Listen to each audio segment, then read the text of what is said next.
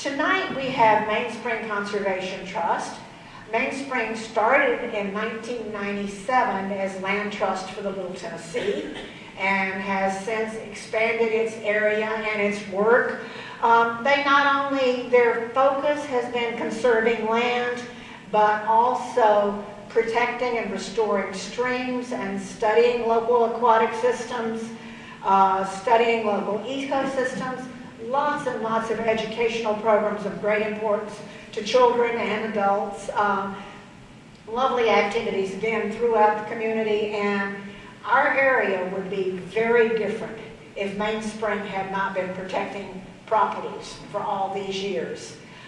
So tonight we're going to hear from Skye Cahoon, who is their Director of Outreach, and she's not only going to tell us about what they do, but how they do it and how we can be more involved. So Skye, so much. Thank you, Susan. So hello, my name is Skye. I am Mainspring's Conservation Outreach Associate. Who here is already familiar with Mainspring? Oh yeah, I knew you were cool. So instead of tell you all about Mainspring and who we are, I figured I might kind of go into a little more of the details of how we choose to conserve land. So we're going to be talking about some fun data sets and statistics and things like that tonight. So my talk is called Mainspring Methods. It's about conservation strategy in Western North Carolina. So I must go through the kind of who we are, even though the folks who spoke before me have given a very nice history of us. We are an accredited land trust, and of course land trusts are private, nonprofit organizations whose mission varies by organization, but in general involves land and water conservation. We are accredited by the Land Trust Alliance, which is a national conservation organization that verifies the motivations, work, and finances of over 1,700 land trusts across the United States. So, as we just learned a few minutes ago, in 1997, the Land Trust for the Little Tennessee was formed right here in Franklin by a group of conservationists who were concerned about the impact that rapid development could have on the mountains, streams, and ancient farmlands in this region. And then in 2012, the Little Tennessee Watershed Association merged with Land Trust for the Little Tennessee, which broadened the organization's mission to incorporate stream bank restoration and water quality monitoring. In 2016, we changed our name to Mainspring Conservation Trust, which is a name inspired by the mainspring of a watch. So the mainspring is the principal spring in a clock that keeps it ticking, just like we are the motivating force that keeps conservation ticking in our service area. So that service area is the Little Tennessee River and Hiwassee River watersheds. So that's Macon, Jackson, Clay, Cherokee, Swain, and Graham counties in North Carolina, and then some of Reagan County, Georgia, which is the headwaters of the Little Tennessee. And our mission is to conserve the lands, waters, and cultural heritage of these watersheds. We have helped conserve over 29,000 acres in this region, which for context is more or less the size of Asheville city limits. So that's who we are, but what do we do? As a land trust, we obviously conserve land. Our bread and butter conservation model is a donated conservation easement. So that's when we work with willing landowners to keep their land in private ownership, but basically we kind of manage what they can or can't do on that land. And conservation easements are really unique to every landowner, but one main theme that you'll find throughout is restricting development to certain parts of that parcel. So, you have your little house area where you can build, maybe you have a secondary house area where you can build a house for your children, but the rest of it we're going to kind of restrict what you can do on that land. But a lot of easements have allowances for things like farming, or maybe you want to do some timber harvesting for your little wood stove. So there's a lot of uniqueness to go into a conservation easement. We might purchase the land outright, and that's usually with the help of agency partners. From there, we may divest of the land to a different management agency or a different conservation buyer, so someone who wants to privately own the land but doesn't want to develop it. Or we might hold the land, particularly if there is restoration we want to do on that property to achieve conservation goals. So that could be things like prescribed burns to encourage oak growth, which is a plant that's becoming rarer on our landscape that is super important. We might do invasive plant removal to improve native wildlife habitat, or we could do stream bank restorations to reduce erosion, which brings me to my next point, is we approach conservation holistically. So we don't just conserve land. Obviously, nothing in nature exists in a vacuum. It's all connected. So in addition to conserving land, we also conserve water. We do this in a few ways. We protect water quality by conserving waterfront areas or by performing stream bank or wetland restorations that reduce erosion and pollution and create wildlife habitat. Some of these restoration projects can be quite large and involve like big old construction equipment or even potentially dam removal. So you may have heard that Mainspring is spearheading a coalition involved in restoring connectivity along the Econo-Lefty River, which may involve the removal of the Ela Dam. We also host a biomonitoring program directed by Dr. Bill McClarney, who is here in the front row. So this is a over 30-year program, which is made possible in large part by our amazing volunteers, and it monitors the presence and abundance of fish species in the Little Tennessee River watershed, and has generated the largest fish-based biomonitoring database in the world for any comparably sized watershed. Conserving the past, present, and future culture of Western North Carolina is a big part of our mission as well. Humans are part of the landscape, and so conserving the land means telling our stories, both Cherokee stories and Appalachian stories. We also protect farmland. We have some of the richest soils on earth here in Western North Carolina, and we want to support our hardworking farmers and keep working lands in production sustainably so that these soils can continue to feed the people that live on them just as they have for thousands of years. We also do brownfield remediation, which is cleaning up a polluted site. So in this case, what is now our parking area for our office in downtown Franklin, right across from 828 Cafe, was the site of an old petroleum service station. So basically we removed all of the petroleum contaminated soil before that pollution could seep into the Little Tennessee River, which runs right by our office. And we installed a public green space named the Carlson Woodland for our founding director. We also have similar plans for the lot across the street from our office, which was the former site of Simpson Gas and Oil. And finally, education, both working very closely with schools and homeschool groups to bring kiddos outside to learn about ecology and the outdoors, where it's most exciting and engaging to do so, and also public events that are open to anyone in the community. So from guided educational walks and hikes, talks like these, to skill building workshops, we have lots of opportunities for you to come and learn about and connect to your local landscape. And the cherry on top is that you get to come hang out with me. We have a few other ways for you to get involved too. We're always looking for volunteers, biomonitoring volunteers for that program, stewardship volunteers to help us take care of the lands that we own, and a few other assorted volunteers along the way. Like if you like taking pictures or you like stuffing envelopes, we can use your help. Of course, we're a nonprofit, we can use your money. 80% of our funding comes from private donors, so your money is directly going to conservation in your own backyard. And of course, you can just tell people about us, because even though y'all are cool and y'all know about us, a lot of people still don't. So that helps us too. And the education and events, that's mostly my job. I'm our conservation outreach associate, like I said, so I deal with a lot of programming and events, and I also help with education and communications. So that's what we do, but why do we do it here in Western North Carolina?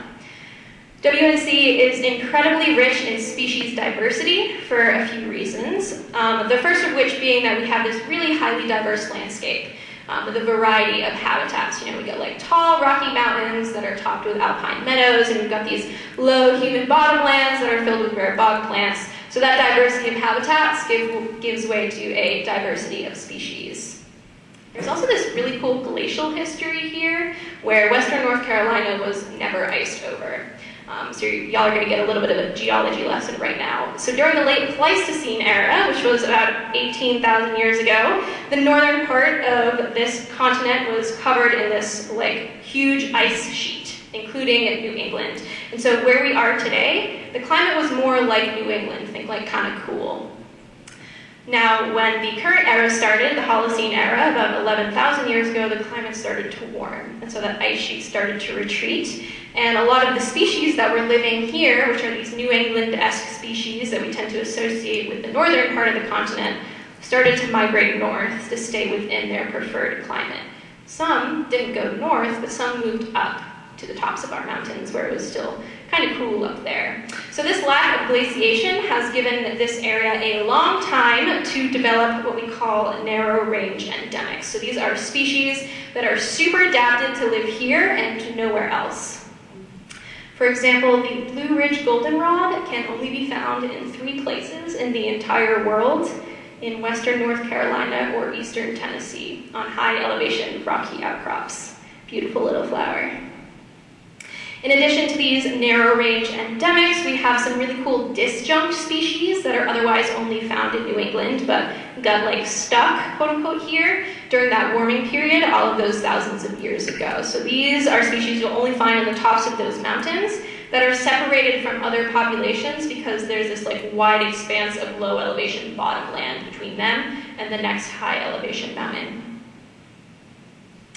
We are also right in the convergence area of northern species coming down and southern species coming up, with a landscape that represents kind of both of these regions. So we've got these wide, flat, wet areas, kind of more like the southern end of this coast, and then we've got these rocky, cold areas that are more like the northern end of the coast. The black-throat blue warbler is a classic breeding bird of the Northeast. But you can see that its breeding range extends right down the Appalachian mountain chain, and we are right at the southern end of its breeding range. Pine snakes are primarily a southeastern species, non-venomous, but their range extends upwards along the Appalachian mountain chain as well. And there are 4 subspecies of pine snake. The one that we have here in western North Carolina is the northern pine snake. And you can see that the Florida pine snake, which is the more southern subspecies, its range overlaps just a little bit south of us with the northern pine snake. So this snake is mostly found in the southern Piedmont of North Carolina, but it's also been documented in Cherokee and Swain counties, which are in our service area. So all of these factors combined make western North Carolina just a hotspot of biodiversity for pretty much every group of creatures, from rare bats to cool parasitic plants. This heat map here is from the New York Times, and it's showing concentrations of biodiversity cross-referenced with degree of imperilment, so how endangered that biodiversity is, with the red being more endangered. And there we are. That little spot of red is our service area in that green circle. So this dark red on the map is showing that not only do we have a huge amount of biodiversity, but that is seriously threatened. One of the biggest reasons that it is threatened is because of high development pressure. This region is still fairly undeveloped, but that's changing pretty fast. With urban centers becoming more and more expensive to live in, we see this trend of Americans moving to rural areas, and we have this kind of national reputation of being just this pristine, beautiful, natural area with mountains, rivers, forests, and for good reason. Of course, we all know how beautiful this area is, but that makes this a really desirable area to move to. Now, let me be clear that Mainspring is not against development. We actually want to support the economic development of this region, but we are against poorly planned development, the kind of urban sprawl that will fragment our landscape with roads and neighborhoods and malls. Instead, why don't we just concentrate the development in the areas that are already settled, because it's a lot easier to protect what's already there than it is to bring it back. We are also very lucky to have an abundance of water in this region, which is absolutely worth protecting, because water is life. We protect the headwaters of the Hiwassee River and the Little Tennessee River, as well as the main rivers themselves as well. Both of these rivers flow into the Tennessee River, which flows into the Ohio River, which flows into the Mississippi, which of course flows into the Atlantic Ocean. The Little Tennessee River provides drinking water to the surrounding communities, including Franklin, and these waterways as a whole provide drinking water to over 10 million people. Research by Bill here shows that protecting headwaters gives these rivers a much stronger ability to buffer against pollution downstream. So since the headwaters of these rivers are within our service area, if we can protect water quality here in Western North Carolina, we can not only provide clean drinking water to our own communities, but to everyone downstream. Also, our rivers are home to a huge number of endemic species, native species that evolved here and that live only here and nowhere else in the world, and that would be lost forever without meaningful protection.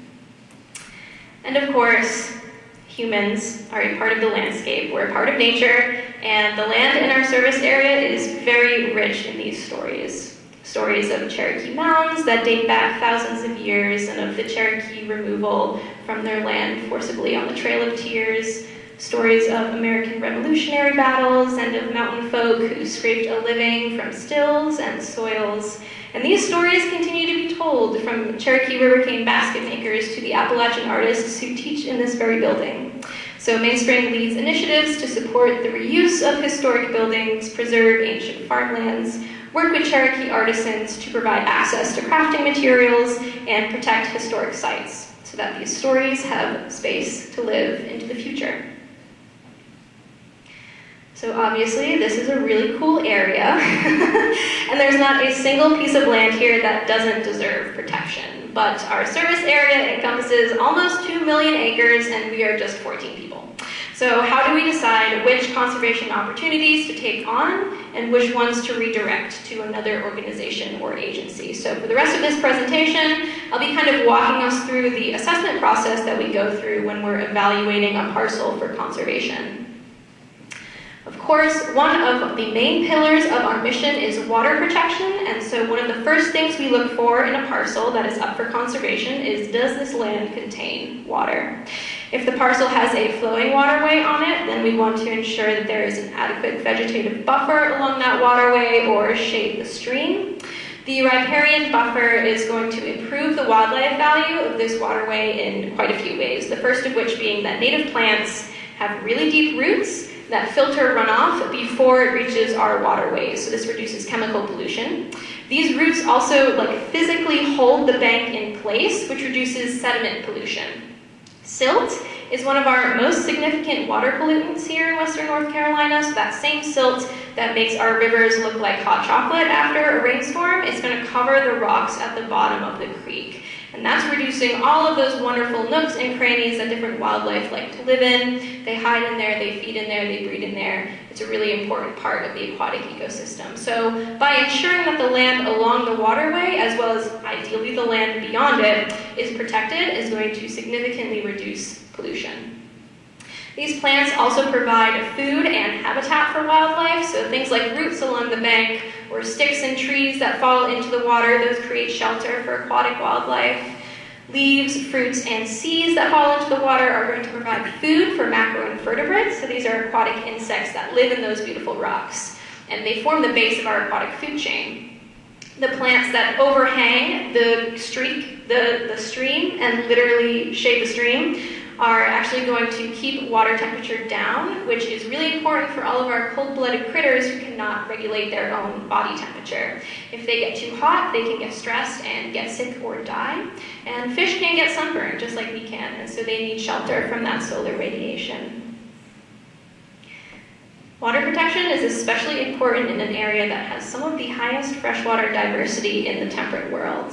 In 2015, the Little Tennessee River watershed became the nation's first native fish conservation area because it has a huge amount of native species.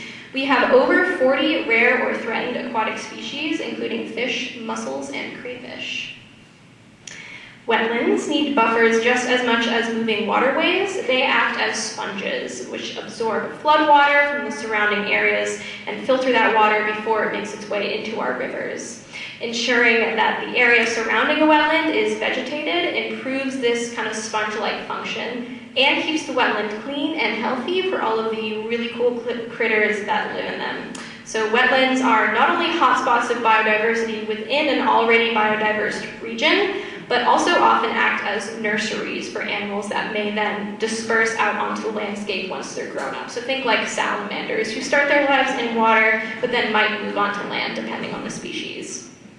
If you're interested in learning more about wetlands, we have a few tickets left for our wetland tour coming up on April 5th, where we will start here talking about current research into wetlands and then go out on a field trip to look at a couple really cool wetlands and learn about all the special species that live in them.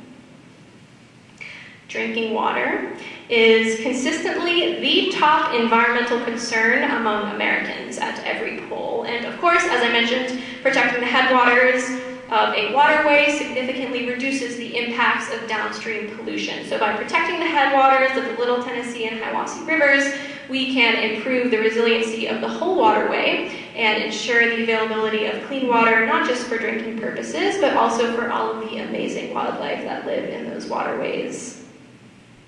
We've worked with municipalities to protect these areas. So in the early 2000s, we partnered with the towns of Andrews, Murphy, Silva, Bryson City, and Waynesville, even though they're not in our service area, and the Clean Water Management Trust Fund to protect these former water supplies. As a resident of Jackson County, I certainly love all of the outdoor opportunities that Pinnacle Park allows me to have, which is the town of Silva's former water supply.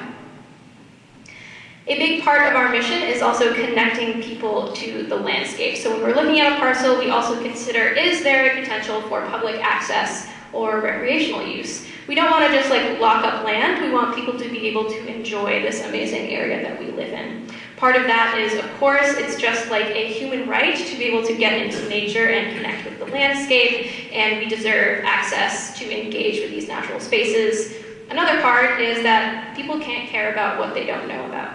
Outdoor recreation leads to appreciation for the natural world and, by proxy, appreciation for conservation.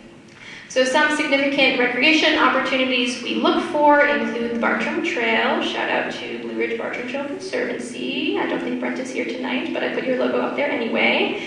Mountains to Sea Trail, the Appalachian Trail, and the Blue Ridge Parkway, which represents a really wonderful way for people with mobility challenges to get outside and still engage with and appreciate these high elevation areas. So with these types of opportunities, we not only look for ways to expand trail networks and protect viewsheds, but we also look for ways to improve access to these areas. So in 2017, Mainspring purchased 16 acres west of Panthertown Valley that protected a scenic knoll that can be seen from pretty much the whole valley as long as you can see through the trees. This purchase also created a more expansive parking area. And so Mainspring worked with Friends of Panthertown to create the current day parking area that you will park in if you go to the Salt Rock Gap entrance. And then we passed that parcel off to the Forest Service in July of 2019. So working with one of those agency partners for perpetual conservation. I think everyone in this room knows the value of local food. Everyone needs to eat, and locally sourced food is not only better for the local economy, but better for the environment as well. Often our local farmlands occur in fertile bottomlands that have been farmed for generations. And these bottomlands have highly fertile soils from eons of the river flooding, depositing nutrient-rich sediment, and then lowering back down. For many of the same reasons, these floodplains become farmland. They are also often targets for development. They're flat, wide open spaces, close to water. Of course, a floodplain is a horrible place to put a house. But for many developers, the paycheck is going to kind of offset the ecological implications. So Mainspring wants to protect these farmlands so they can still serve their function of absorbing floodwaters, which they can as farmlands, while also feeding our communities. And when we protect farmland, it's not just yep, good job, keep farming it. The farmers must also abide by current best management practices, so that includes things like limited tilling, cover cropping, and rotational grazing, all practices that capture carbon and kind of ensure the longevity of soil fertility. Part of protecting farmland, too, from development is ensuring that the farmers can afford to own their land. Since easements reduce the quote-unquote tax value of the land by restricting its development potential, placing an agricultural easement on a farmer's land actually reduces the cost of them owning it. So likewise, it will also make it easier for them to buy new land to expand their operation and feed more people. We all love Darnell Farms, and they are a shining example of the agricultural work that we do. So this is a second-generation family farm in the bottomlands of the Tuckasegee River, and they use many environmentally friendly practices, including drip irrigation, which reduces water loss. Darnell Farms is also adjacent to Cotulla Mound, which was once part of the Great Cherokee Mother Town, which makes it even more special to conserve. So these lands will continue feeding the people that live on them, just as they have for thousands of years. These types of small family farms that are so interwoven with Appalachian culture are quickly disappearing from the landscape, which increases dependency on global supply chains, negatively impacts local economy, and often negatively impacts the environment too, since many of these large-scale commercial operations are not quite as conservation-minded as something like a small family farm would be. Swain County alone has seen a nearly 90% loss of farmland between 1930 and 2017, so protecting farmland, especially from development, is a vital link in our chain of food security. This one might be like a little less intuitive, but adjacency is a huge part of our decision process. So what's around the land can be just as important as what's physically on it. Nature doesn't abide by parcel boundaries, right? So like we can protect forests and streams and mountains all day long, but if the neighbor is a housing development that gives all of their yards lawnmower buzz cuts and sprays Roundup on every dandelion that there shows its face and plants Bradford pears up and down the driveways, that habitat just inherently isn't going to be as valuable. It's also a bit of a management issue. If a parcel is surrounded on all sides by development, it's going to be a lot harder for us to maintain the conservation values of that property. We are legally bound to keep any land we own or have an easement on safe from impacts. And if we can't envision a world in which we can reliably fulfill that promise, then we can't move forward with an opportunity. This is not to say that we won't move quickly on parcels that are in danger of being developed, just that the neighbors are important. And protecting land in huge swaths creates wildlife corridors. And of course, there are many animals that could live in a 1 square mile radius, more or less their whole lives. Redback salamander is one of our most common vertebrates across all of North America. They could live in a 300 square foot little plot for their whole lives. Some native bees, which we have 500 species of native bees here in western North Carolina, and many of them are smaller than a grain of rice. So these teeny tiny little bees, they do not fly farther than a quarter of a mile away from their nest for their whole life. But other animals, bobcats, bald eagles, brook trout, these creatures may travel for miles looking for food or suitable habitat, and these animals need unfragmented land, water, other habitat in order to thrive. A single bobcat's home territory may be 40 acres big, and juveniles have been known to travel up to 100 miles a day in search of new territory. So creating these hallways of habitat across the landscape allows these animals to engage in their natural behaviors a lot more readily than if they had to move across highways, skirt neighborhoods, and go through yards. There's also issues of migration, both seasonally induced and climate-induced migration. Collisions with wind turbines and skyscrapers during seasonal migrations account for millions of songbird and bat deaths every year. So if we can provide unfragmented north-south corridors, this facilitates unencumbered seasonal migrations and also allows plenty of space for these creatures to make pit stops along the way, where they can stop, rest, and refuel for the long journey ahead. As our climate shifts, habitats are going to shift along with it. And these habitats and the wildlife that live within them need to be able to move northwards in order to stay within their preferred climate. So this is a map by the Nature Conservancy that is predicting species movement due to climate changes. And as you can see, the Appalachian mountain chain is this kind of highway of species movement up the East Coast. This is because of a few reasons. One part is that the Appalachian Mountains also already have a good amount of conservation, so there's good intact habitat for these animals to move through. Also, the mountains themselves, that diversity in elevation, gives refuge to creatures who can't necessarily tolerate the high heat of like the Piedmont and the coastal areas. And a parcel that abuts currently conserved land is going to be a lot easier to find a new owner for if we wanted to go that route. So for example, if we purchase a Forest Service in-holding, we know that the Forest Service will be interested in acquiring that land. In this way, we can build these wildlife corridors without necessarily worrying about if we have the staff, money, capacity to manage these lands indefinitely in perpetuity. Dark Cove Farm in Jackson County is a great example of this. This is a private conservation easement, so still privately owned, but it abuts Forest Service land on 3 sides. The wildlife corridor that the landowners added to by placing their land in a conservation easement connects the Pisgah National Forest to the Great Smoky Mountains National Park. And this easement is also in the Blue Ridge Parkway viewshed and is fabulous rich cove habitat that supports a wide diversity of birds, insects, plants, fish, and also like a whole flock of Great Pyrenees. Elevation. So our landscape here is this system of mountains and valleys, and so it's important to capture a range of elevations when we think about conservation.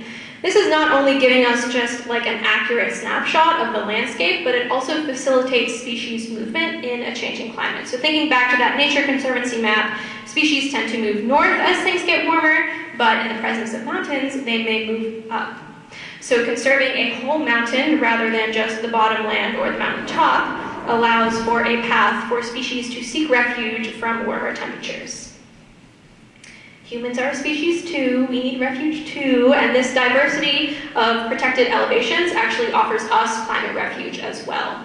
An area of settlement that is surrounded by ecologically intact mountains is going to be buffered from storms, and all that vegetation actually literally does cool the air, and so it prevents extreme heat, which I appreciate because I get very sweaty.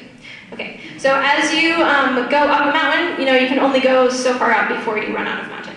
Our tallest mountaintops are sometimes called Skye Islands because they harbor these classically northern species that can't move between those populations because of oceans of low elevation between them. So ecologically, they do actually function as islands.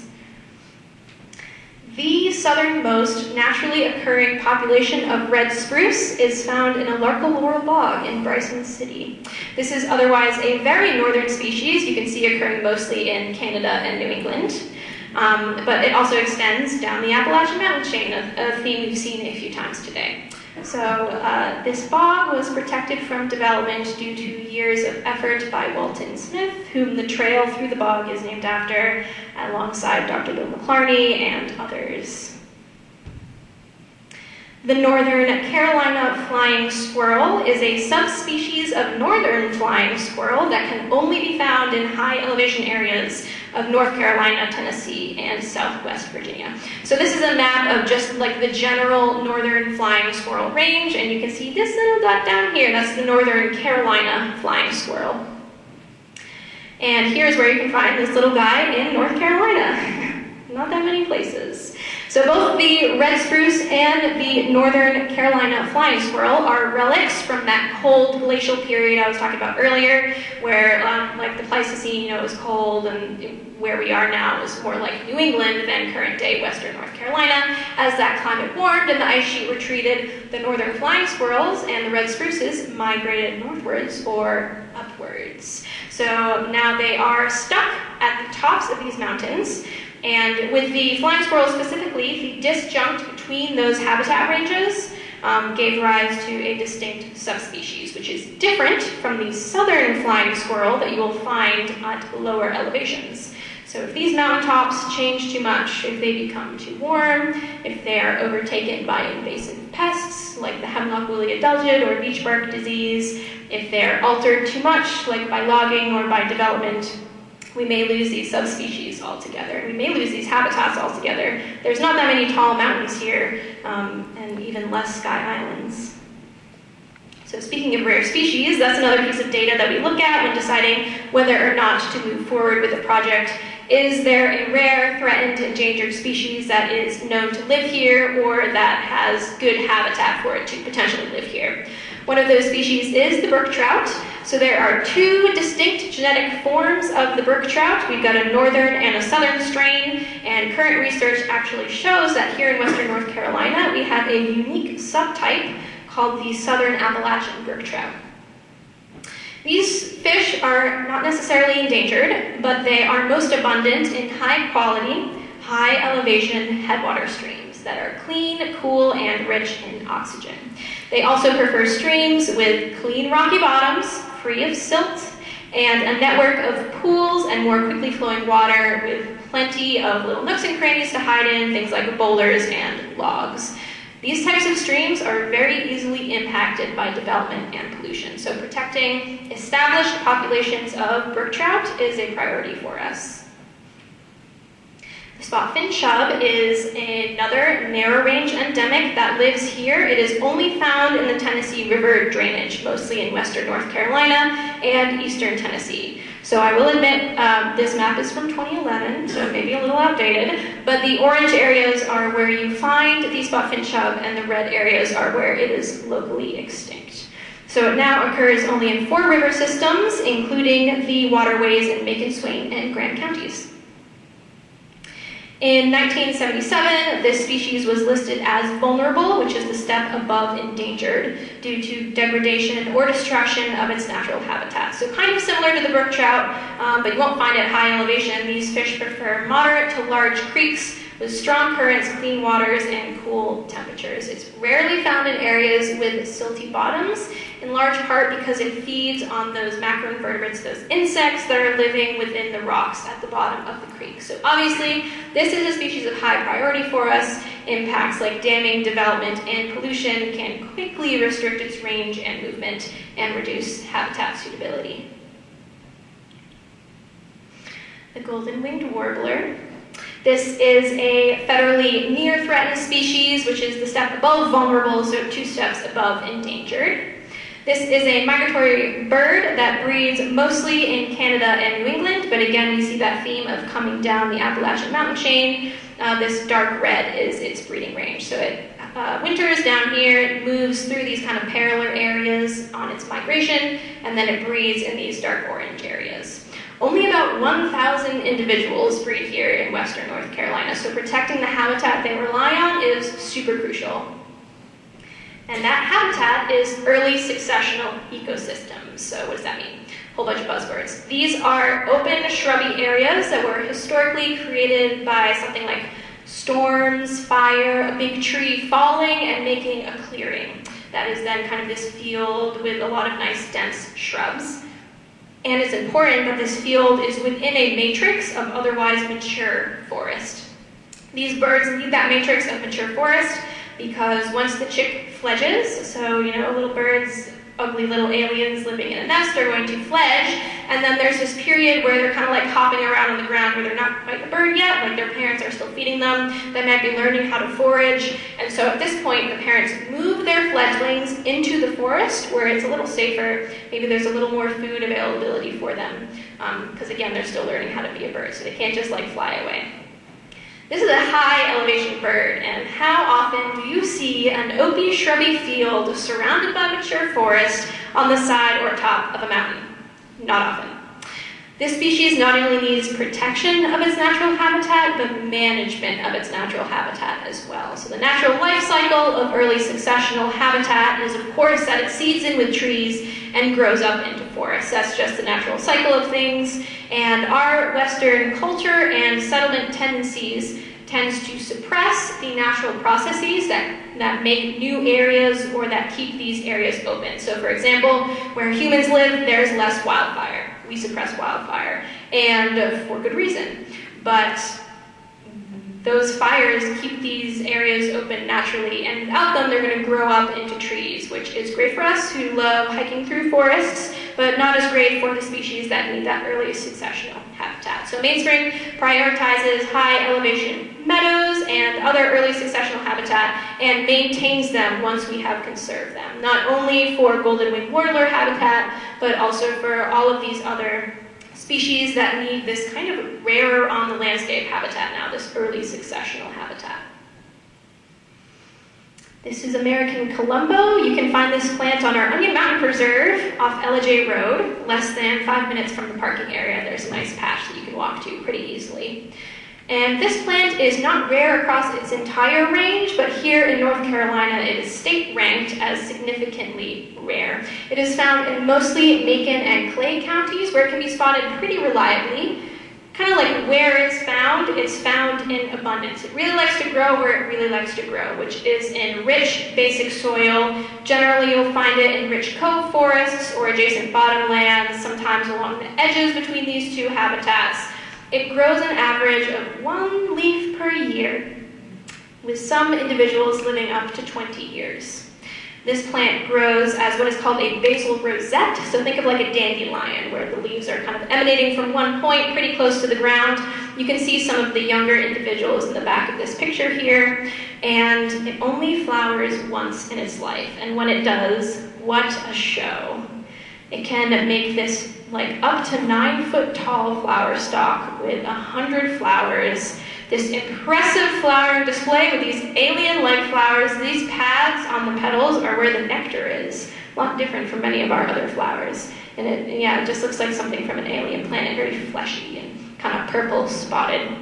Anyway, only flowers once, and then it seeds and dies, kind of like a salmon, right? Breeds once and then dies. This is an example of a kind of protected where it is species. So it's not endangered. The habitat it likes isn't rare, but it's still part of Appalachian heritage, and it grows in these kind of historic patches that once they're gone, they may never come back. Here's the Junaluska salamander, little cutie, and here's where the Junaluska salamander lives. Can you see? Can you see its tiny little range? This orange dot right there. Here it is, zoomed up. So this is a state-threatened and federal species of special concern. Super, super limited range in Tennessee and western North Carolina only. The very definition of a narrow range endemic. In North Carolina, it is really only found in Graham County around the Cheoah River. We don't know much about this little salamander due to its rarity. We do know that its eggs are laid in streams and that the parents stick around to protect the eggs. The aquatic larval period, so it's still living in the water, it's still got gills, it's not like a terrestrial salamander like we see in this picture yet. That stage can last for 2 to 3 years before they metamorphosize into terrestrial adults with no gills. There used to be 3 known populations in North Carolina. Now there is 1. Or there's 2, sorry, we lost 1. There used to be 3, we lost 1, now there's 2, because that's how math works. So it's thought that this population was wiped out due to human disturbance upstream.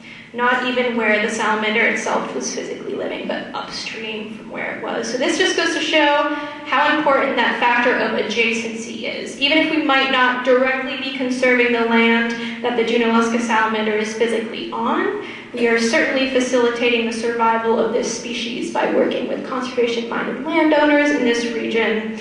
And of course, one thing we look for in a matter of adjacency is where does a waterway flow into. So if we have this parcel that's up for conservation and we notice that a stream that flows through it runs into a special habitat or a known population of a rare species, we're going to really prioritize conserving that area so local extinctions like this don't happen. So cultural heritage, definitely something that we consider when we're going through this process, but it's more of like, if it's there, it's there. Of course, that doesn't make it any less of our mission, and obviously, most everywhere in western North Carolina represents Cherokee heritage, but we look for a few things in particular. If we have the opportunity to conserve mounds, archaeological sites, and other cultural structures like fishing weirs, we'll work really hard to give those places the protection they deserve and then pass them back to the tribe. In some cases, we support the tribe in acquiring important land like Cowie Mound, which is pictured here from its viewing platform. If you haven't been to Cowie Mound, there's a few brochures on that little table back there. Please stop by. The mound's 2007 purchase was made possible by assistance from Mainspring, which then was Land Trust for the Little Tennessee. and the North Carolina Clean Water Management Trust Fund. Cowie is considered one of the most significant archaeological sites of its time, where the presence of agriculture on the bottomlands dates back at least 3,000 years. Watauga is also a very significant and special place that's been getting a little bit of press recently. The conserved area was pieced together over 3 acquisitions. The first one was just up for sale through a real estate listing. And so we bought that, and then the second one was sold to us by the previous owners once they heard about the conservation project, because that first parcel's boundary line cut one of the mounds directly in half. And then we purchased the third piece just last year to protect the area surrounding the mounds. You'll notice I said one of the mounds, which is part of the reason this site is so special. There are 2 mounds on this site, and it is the only known double mound site in all of the southern Appalachians. Research by the professors and students in the anthropology department of Western Carolina University have suggested that this site is significant for many reasons, of course, but one of those reasons being its position to perfectly observe the night sky and record astronomical phenomenons. Other cultural sites we prioritize include the land along the Trail of Tears. This is especially important now that the route has been officially updated to include the Fort Lindsay to Franklin path. The Hall Mountain Tract is a 108-acre section that overlooks Cowie Mound, forming a significant portion of the viewshed around the mound. In 2013, Mainspring transferred the tract to the tribe, marking the culmination of an 8-year effort to save the land from development and return it to the people who have stewarded it for thousands of years. Even if a parcel has no direct archaeological signs, we still look for cultural resources on the land, so things like river cane. River cane is one of our 3 native species of bamboo, different from the golden Asian bamboo, which is an invasive non-native species. River cane is a beautiful native plant that has lost 98% of its historic range, with many of these historic cane breaks disappearing altogether. So we not only prioritize protection of this plant, but we also work with Cherokee artisans to provide access to this now uncommon plant, which has many uses, including food, medicine, construction, and of course, basket making. The sicklefin red horse is a rare and threatened native fish that can grow to over 2 feet long and live for 20 years. It's mostly found in the Hiwassee and Little Tennessee rivers, but also migrates up smaller waterways like the Valley River and the Tuckasegee River. It's another narrow range endemic, tiny little range in western North Carolina there, and this fish was an important food source for the Cherokee who built the fishing weirs we see today to catch them. So we prioritize land that borders the waterways that these fish live in so they can have clean water to thrive in. Dams and impoundments have limited the sicklefin red horse's historic range, and so this is one of the many species whose range has the potential to be restored by the removal of the Gila Dam on the Oconaluftee River, allowing this fish to return to the Great Smoky Mountains National Park and the Qualla Boundary. Of course, Appalachian heritage in this region is strong as well, and we want to protect that part of the landscape too. In 1999, Mainspring led efforts to recognize the largest historic district west of Asheville, the Cowie West Mill Historic District. This district included 220 acres and 19 major historic buildings, including the Rickman Store and the Cowie School. The school was built in 1943 and closed in 2012, and in an effort to preserve this historic building, Mainspring, which then was the land trust for the Little Tennessee, joined with Macon County and a local grassroots organization called the Cowie Community Development Organization to develop a vision for this building, which of course houses all of the wonderful artisans and small businesses of this present-day heritage center. Tessentee Bottomland Preserve. Please grab a brochure if you haven't been, because it is super cool. It's our flagship property, pieced together over 20 years, with the first acquisition in 1999, and it now represents over 100 acres of really diverse and ecologically intact habitat. You can see river cane, you can see 150 birds potentially if you go at like different times of year and also have really good eyeballs. You can see over 60 species of butterflies, and you can see this historic house. So this preserve has over 5 miles of walking trails through diverse habitats and a long history of both Cherokee and Appalachian heritage. White settlement on the property dates back to 1820 with a farmhouse built in the 1890s that can still be seen today, along with many of the accompanying outbuildings like an apple cellar and an outhouse, which is non-operational. Please don't use it. The farm was in operation up until the 1990s as a dairy farm, and Mainspring has taken steps to restore and upkeep this historic house so visitors can continue to enjoy it. So, easements are legally binding perpetual agreements between Mainspring and the owners of a deed, and we are required to uphold the conservation values of that property forever. 5 of our 14 staff members are directly and significantly involved in the stewardship of properties, from habitat restoration to the development of trails. So please keep in mind that everything we talked about today is simply the first step in a perpetual process of conservation. It doesn't end once we decide to conserve the land. We have to manage it forever because we all want that, and our kids want that, and humans in general, and wildlife in general want that too. Okay, so I'm happy to take questions, of course, but if you have like really specific questions, here are some people that can help you. First of all, there's me. I do programs and volunteering. Please reach out if you're interested in volunteering. We can definitely find a job for you. Emmy, who is also here today and is happy to field like specific land protection questions. Her info is up there. Jason Better is our aquatics programs manager, so he does all the stuff with restoration. If you've got questions about all the like backhoes and stuff that you saw off Georgia Road, feel free to shoot him an email.